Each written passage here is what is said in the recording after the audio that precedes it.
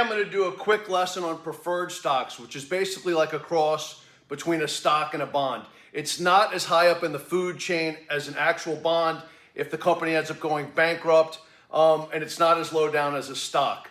What is a preferred stock? It's a way of a corporation to issue debt differently on the balance sheet than an actual bond. But preferred stocks generally used to come out at $25. It would be called a $25 par preferred. Let's say they had one that was $25, 6%, and it would be callable in 5 years. What Wall Street does is, with everything nowadays, they give you a call feature in 5 years. So if rates have skyrocketed, the issuer is not going to call the bond or the preferred. You're going to be stuck with it. But if rates have gone down, the issuer, the corporation, the municipality, whatever it is, they're going to have the right to call it in, and then they could reissue more debt at lower rates. What do I like about these? These preferreds used to come out at 25. I think they're kind of going out of fashion. Now they're bringing them more out at 100. But this would come out, let's say they'd issue $1 billion worth of corporation. Let's use JP Morgan. They'd come out with a $25, 6% par preferred. The client would get it. There'd be no commission in it. If a client wanted to put in 1,000 shares, 25 grand, 6%, if they could get it on the new issue, it was a great deal. You'd get a 6%, I guess $1,500 a year interest on 25,000. It's a great deal. What Wall Street ended up doing was, instead of, there used to be a maturity date, let's say of 30 or 50 years on these. Oh, it seems like, oh, that's so far away. The reason you're buying these is for the yield. It's a good deal. What I like about them also is you can trade them differently than a bond, where a bond desk has to take in inventory. They might take in a bond at 98 and resell it to the public at 99 or 100. A preferred stock trades on the stock exchange, and there's really nothing in between. You can buy it almost at the exact price you could sell it. But what also Wall Street did is they used to be 30 and 50 years to maturity. Now Wall Street brilliantly comes out and they make them perpetual. I still like them for different reasons, but perpetual likely should be illegal. And that's part of the tomfuckery of Wall Street. Perpetually, most companies are going to be out of business. This means that if they don't want to ever call in the security, they never have to. But the way it works is just an interest-bearing security. Two that are out there right now, I'm just going to use them as examples. Stifel Nicolaus has a preferred, 4.5%. It must have come out when rates were much lower. It's currently at a price of $15.93, and it yields 7.03. Why is that? If it came out at 450, at 25, it yields 450. As it goes up and down in price, just like a bond, at the price you pay determines the yield that you're going to be getting, and that's the only thing that matters. Wells Fargo has one. It was a 5 5/8 that came out at 25. Now it's 21.92 to yield 6.42%. The reason that I like them is, let's say you had gotten stuck and you bought 1,000 of this Stifel at 25. You can keep buying more and more. At some point, even if the thing goes down to $5, $6, $7, $8, which it's possible. If rates were to go up high enough from where this initially came out, this could go down even further, but you're just buying it for the yield. You don't put more money in it than you can afford to have in it, let's say for the next 10-year time frame. What is some other tomfuckery of Wall Street? When I was at Ameriprise, this is one thing that they claimed that I did that you weren't allowed to do, which is insane. You'll never believe this. Over the course of the 5 years I was at Ameriprise, I likely did 400,000 shares of new issue preferreds. They had a rule that you were not allowed to sell the client's preferred in under 90 days. If a client buys a stock, they can sell it whenever they need to sell it. I have an ethical obligation to the client. I don't care about a rule that Ameriprise made up that doesn't make any sense and should probably be illegal if it, at a minimum, is not immoral and unethical.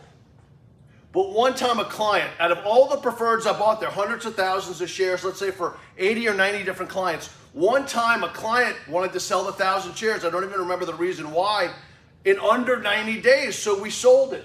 So Ameriprise looked at that as an infraction, that I had sold a preferred in under 90 days. I generally always bought a preferred to hold it long-term for the yield. It's not like a hot stock like SpaceX that's going to come out at 25 and open at 32. Generally, you're buying it to get the yield on it. You wouldn't really buy it for appreciation because they don't move very fast. You could wait till it came out on the market and maybe buy it at 24.90 if you were trying to maybe get a slightly better deal or wait and see what interest rates did. But these preferreds, I think, are a great way for somebody to get yield while their money's sitting. You don't put more. Let's say you wanted to be in the Stiefel that yields 7%. 7% is not a bad yield. Let's say you ultimately wanted to have 100 grand in it. Maybe you'd put 20,000 in it here. Maybe in 6 months, maybe it's even lower because interest rates have gone up, and now maybe you can get 7.5% in it. But what I always liked about these is I could trade them for a client a lot of times. Maybe the market had gone down in the preferreds like in 2020 during COVID. This preferred crashed down, I think, to about 13 or 14. Bought it for a lot of people, traded it to 19. Basically made like 40% in it plus a dividend. I think they're great trading vehicles, but I don't think they should be allowed to be perpetual because basically the 5-year call provision means the issuer can always call it. If it's in their favor and rates have gone significantly down, they're going to call it. But if rates have gone significantly up, you're perpetually stuck in this thing. Which, I mean, should that be legal? Should something be able to be called a perpetual debt instrument of a company? I don't think so. But over the course of my career, I did a ton of preferreds. I like to buy them on the secondary market.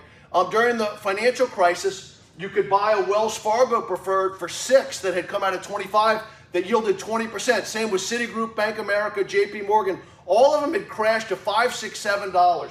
I actually had my largest up day in my own personal account. I owned about 100,000 shares of different bank preferreds the day the government came out and said, we're not letting any of the big banks go out of business. All of them were up 5, 6 points. I made an enormous amount of money beyond the scope of what's reality. But I think preferred stocks are an excellent vehicle to get interest on if you can understand that they're going to go up and down based on interest rates. Also, if God forbid one of these companies ended up having trouble, no different than a bond. Don't buy any that could potentially have fucking trouble.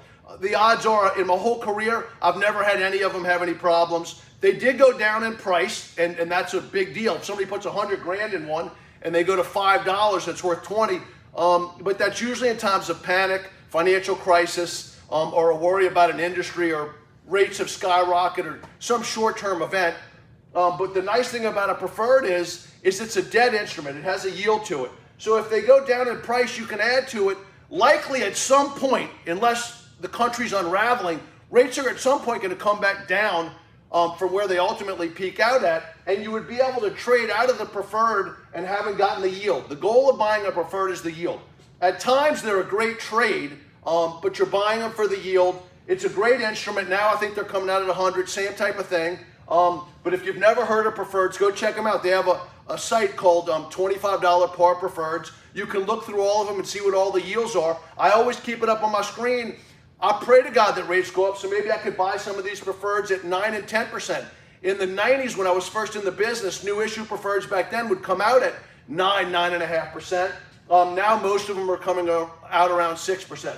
But the tomfuckery is they shouldn't be perpetual. They should have a maturity date, whether it be 30 or 50 years. And do you think that Ameriprise should insist that a client holds a new issue preferred that they bought at a minimum of 90 days, and if they sell it early, that's an infraction on the advisor? Ethically, do you think that that's a rule that should even exist? And is the SEC asleep at the wheel allowing that type of thing? Let me know what y'all think, and let me know if you'd ever invest in a preferred stock.